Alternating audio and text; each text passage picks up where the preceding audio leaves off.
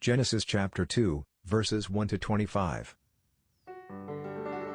Thus the heavens and the earth were finished, and all the host of them. And on the seventh day, God ended his work which he had made, and he rested on the seventh day, from all his work which he had made.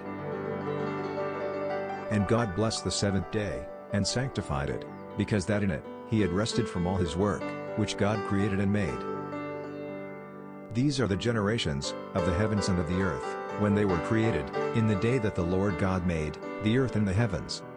And every plant of the field, before it was in the earth, and every herb of the field, before it grew, for the Lord God had not caused it to rain on the earth, and there was not a man to till the ground.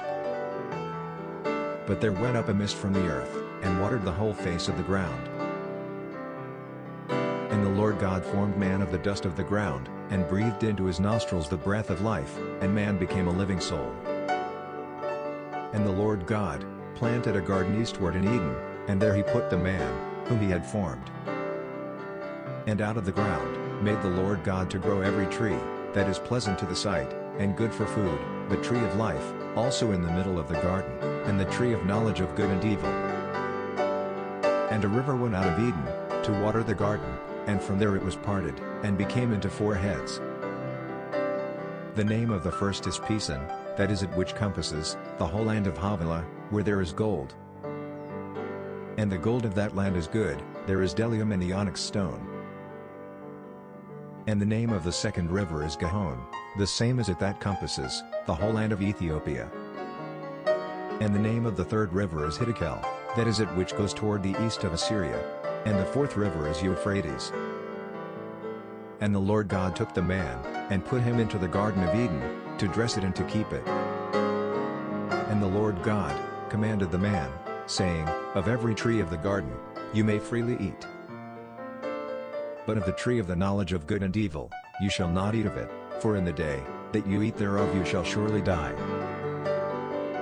And the Lord God said, It is not good that the man should be alone. I will make him an helpmeet for him. And out of the ground the Lord God formed every beast of the field, and every fowl of the air, and brought them to Adam, to see what he would call them, and whatever Adam called every living creature, that was the name thereof. And Adam gave names to all cattle, and to the fowl of the air, and to every beast of the field, but for Adam there was not found an helpmeet for him. And the Lord God caused a deep sleep to fall on Adam, and he slept. And he took one of his ribs, and closed up the flesh instead thereof. And the rib, which the Lord God had taken from man, made he a woman, and brought her to the man. And Adam said, This is now bone of my bones, and flesh of my flesh, she shall be called woman, because she was taken out of man. Therefore shall a man leave his father and his mother, and shall join to his wife, and they shall be one flesh. And they were both naked, the man and his wife, and were not ashamed.